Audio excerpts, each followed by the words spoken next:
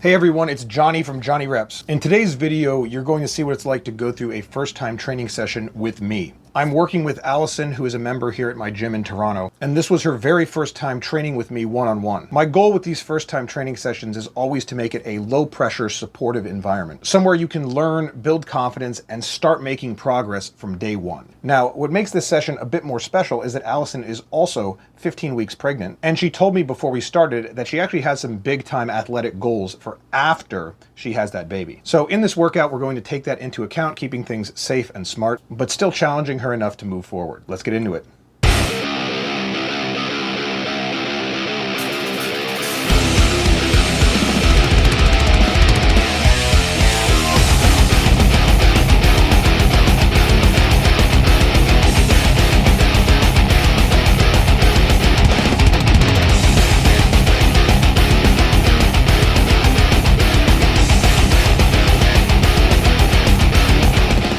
Getting started, run me through exactly where you're at, kind of what your fitness goals are, and where you would like to go. It's been a long time since I've done actual structured training, probably about 7 years. Had a kid 3 years ago, now expecting another one in March. I would love to kick off, there's an age group called Grandmasters, which I would qualify for in 2027 for Ultimate Frisbee. Love to go to nationals.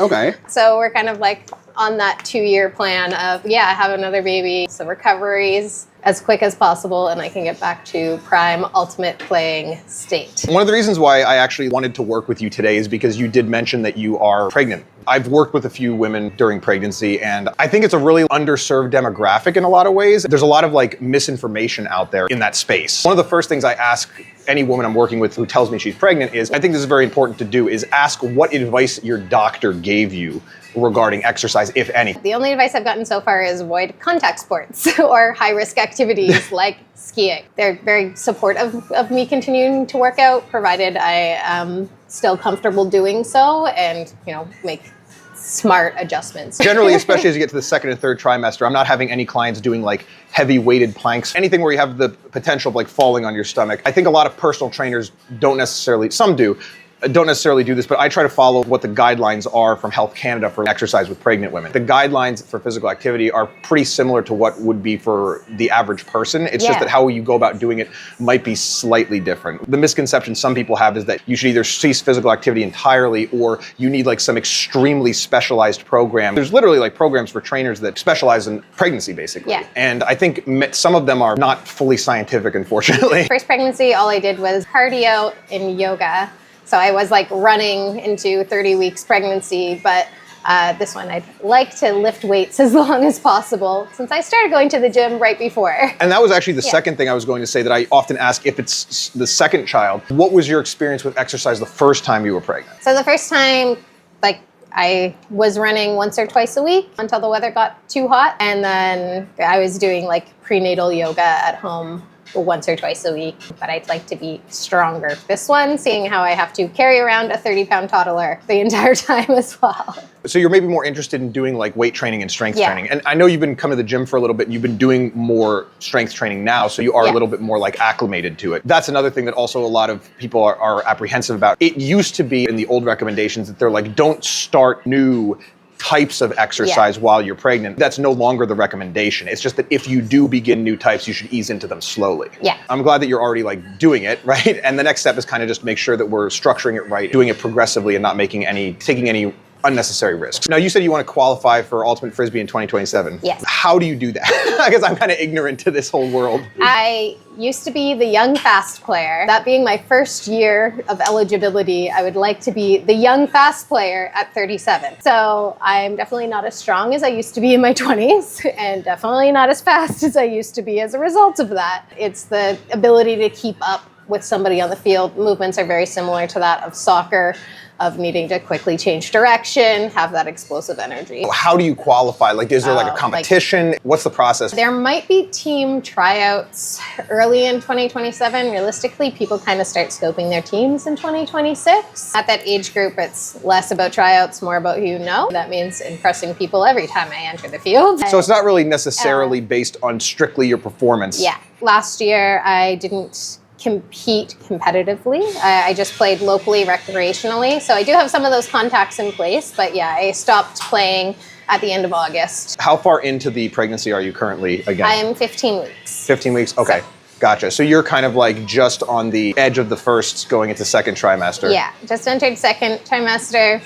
Not big enough for maternity clothes, but too big for my normal pants. Describe to me what your last, let's say, month of training has looked like. Yeah, I've been going for 1 or 2, like 5 or 6K runs a week, and then doing weight training 1 or 2 times a week as energy has allowed. And I've just been following like this simple like 3-day workout that is in the app. On the app, perfect. Are you strength and conditioning or the full body one? I think I'm doing like the full body with glute focus. Okay, perfect, perfect. Since you're already running one of the free programs on the app, probably wouldn't be like, let's throw you on a new program. Let's just continue on the current program that you're on. What day you would be on today, let's go through it, and then let's see if I can, give you some suggestions for loading, maybe for exercise modifications, considering your situation of like, as you progress in pregnancy, maybe giving you some ideas for down the road, like once you get to like the 3rd trimester and further in, how you may be able to modify things from my experience. Does that sound good? Yeah, that sounds great.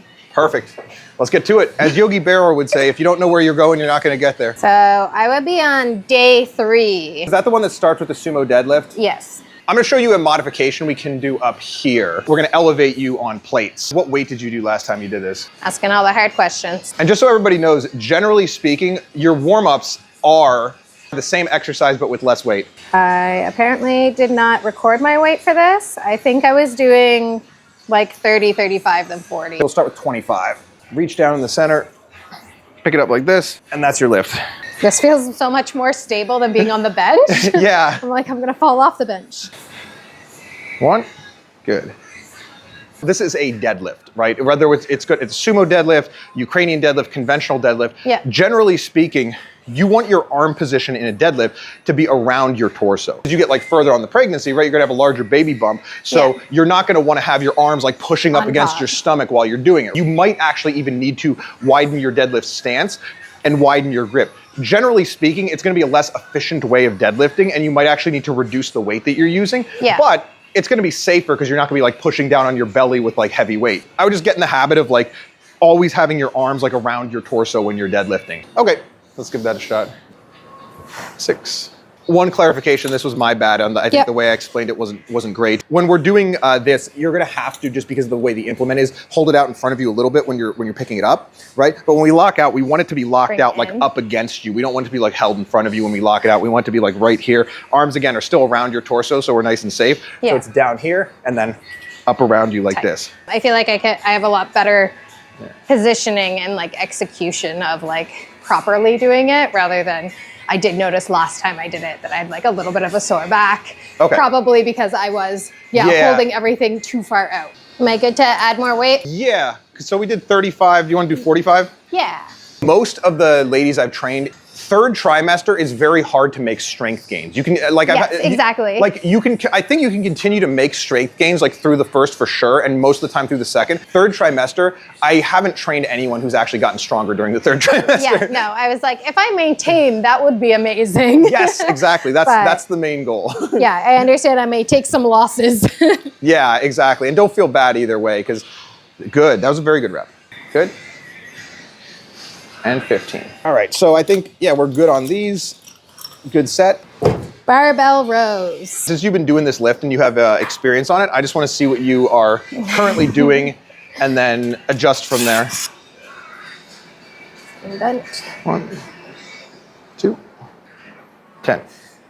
This is one that I would be careful about just because of the fact that the bar is going here, right? Yeah. Usually I would recommend when people row, they row like, you row kind of like between belly button and chest. But for you, I would actually might recommend you row like a little higher. So row to like around your sternum with the bar. This is something I recommend for most people when rowing. You reset on every rep on the floor. So essentially what you do when you row is you're on the floor. We want to pull. All the way down. Return to the floor, right? So it's like a nice reset so we can get our position nice and stable.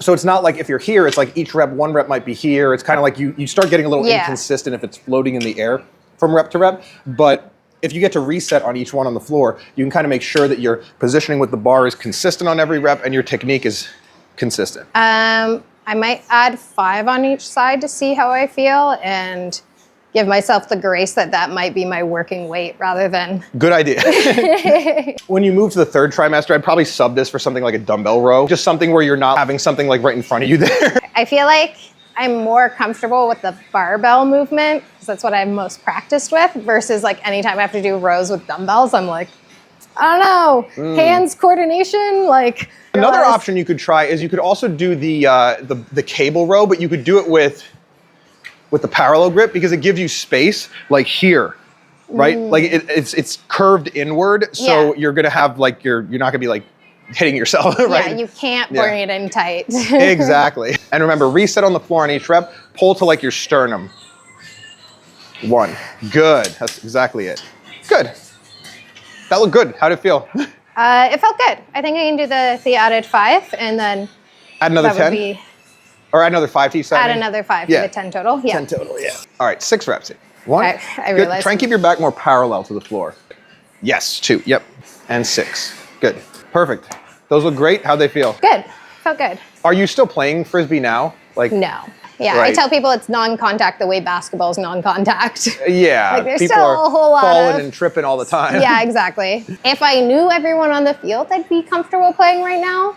But I don't, and I've played against visibly pregnant women. And while it's everyone's responsibility not to draw contact, nobody likes having that added responsibility. Nobody wants to be the person who accidentally knocks over the pregnant lady.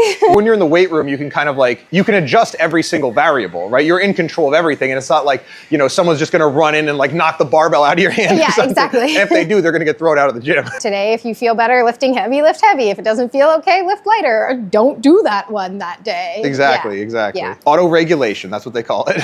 All right, Allison, let's row this for last set of 6 and 6. Good. All right, so the next couple things we're gonna need to run downstairs for. We got the incline bench. There are some recommendations that I have received from clients during pregnancy about laying on your back. Have you heard those yet? I take them all with like a grain of salt. Like this don't sleep on your back is now like not really true anymore. You'll still get people telling you not to.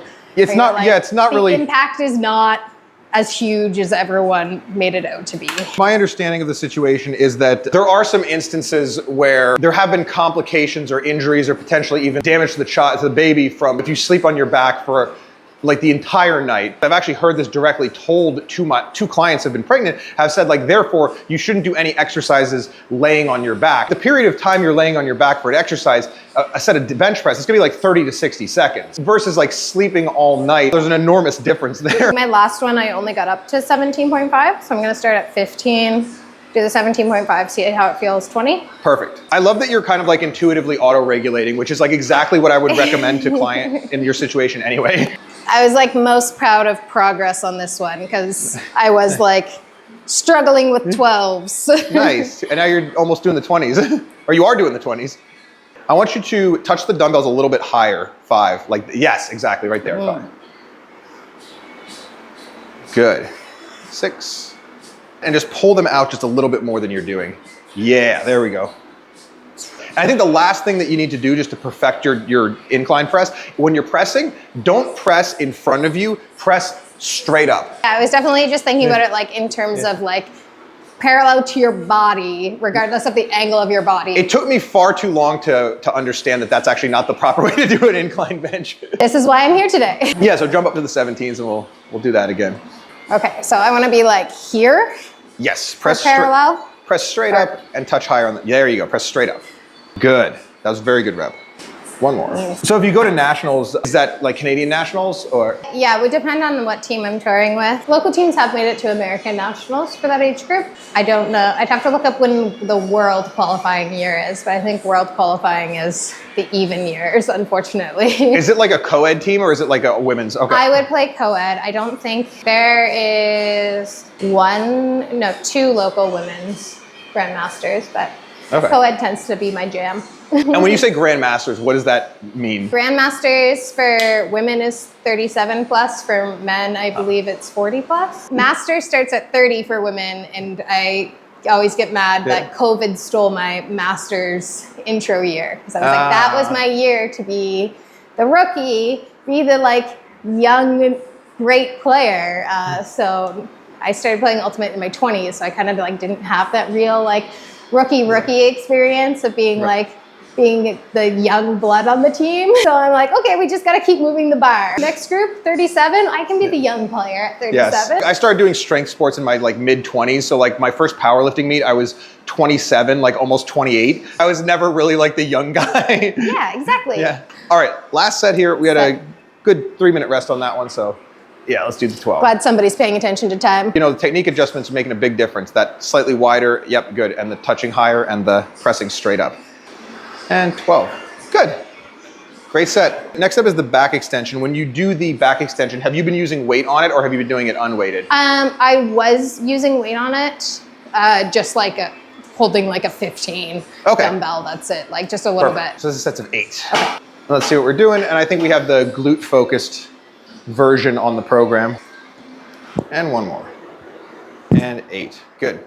I'd go up in weight. What would you say like your goal is throughout the rest of the pregnancy, the second and third trimester? See, I joked with my boss about this morning because he was like, personal trainer, you know your like baby shape is round, right? Not lean. And I was like, yeah, but I need to be strong enough to carry the pregnancy weight and the 30-pound toddler. My first pregnancy, I kept range of motion quite well. Like I remember dropping my keys at like 38 weeks at the OB's office and being like, no, I got it, it's fine. But it would be nice that if I'm carrying my toddler and that happens, that's okay. So I want to keep strength as much as possible. I think that's a great idea too. And I also think the mentality that you said that a lot of people have of like, well, you're gonna be round when you're pregnant. It's the same mentality of like, well, when you get old, you're gonna be weak, so why even work out? But it's like, we're kind of like working out to, you don't want to be like immobile and weak, right? It's like, you wanna like limit that as much as possible. You can get stronger in your first and second trimester and then maintain that into your third trimester and then come out of the pregnancy stronger than you were when it started. That's like the ideal. Labor is training for a marathon. You go into it as strong as possible, you hope for the best, and then you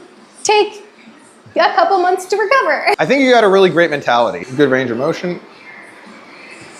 I think also going into like a winter pregnancy, it was important for me to like have a safe place to go. Even if I just want to walk, once the sidewalks get icy, you're like, okay, way lower risk if I'm like walk the 10 minutes to the gym and then walk 30 minutes on a treadmill versus walk around the neighborhood with our sidewalks that aren't well cleared and all of that. But it's important to have that the option to do that. I'm glad that we can be your space. We have one more set of back extensions. 4. And 8 and down. Good. Before you did like Ultimate, were you into sports when you were younger? I was a synchronized swimmer for 8 years. Interesting. So I felt like when I transitioned to land sports, I was an awkward flamingo. Like I remember my first Frisbee game, I couldn't walk the next day. Because I was so unaccustomed to running. Like it's not that I was in poor physical shape. SAID, specific adaptation to impose demands. So you're adapted to whatever it is that you train, right? Yeah. And other things can have a really profound impact on it versus what you're used to. So next we have goblet squats. I think you can do squats the entire pregnancy, no issue with them. But it's about where you hold the weight, right? Yeah, it can be. If anything gives you discomfort, for example, if you're doing like a giant dumbbell, you might not want to do that when you're 8.5 months pregnant. You might want to, like you said, do more back squats. Nice, 12 reps, 10, 2 more. And 12. Yeah, these are already perfect. I might go right to 50 on your next set, because I was gonna say, the 40s look like they moved super easy. I would be confident jumping you right to 50 on the next one. 50 is still a good weight to be goblet squatting. Most people who are pregnant aren't squatting anything, unfortunately. I know, I'm like, this is why no one can pick up their keys. And 12, awesome. All right, since I'm here, let's go for the 55. I'll switch the dumbbells for you to save you a little bit of energy. Yeah, so we'll finish off this last set. Before we go, did you have any questions or any thoughts to share with me or anything else before we split for today? No, this is awesome. I just really appreciate having a local gym with flexible hours and like a personable face behind that. Well, I appreciate having great members who come in and use the space and also give positive comments. I mean, not everybody has a gym within 10 minutes walking distance of them. Yes. So, and especially a gym, you can do everything. So recent work travel, I went to the hotel gym to do the next day in my workout routine. And I was like, There's no How barbell. am I gonna do this? You're like, there's no barbell. It's hard to find like decent hotel gyms. Most hotel gyms yeah. I go to, it's like rack of dumbbells and like a treadmill. That's like the whole exactly. yeah. You have your treadmill, your bike, and like maybe one machine that does it all. Last set, let's do it for 12. And 12. Perfect. That's it. Great work. Allison, before we're done, do you have anything you want to tell the great people of YouTube? Come join the gym. Your local gym, not just this gym, because if you're not in Your Toronto. local gym. Support local businesses. Awesome. Thank you so much. Yeah, thank you. Thanks for coming in and thanks for participating.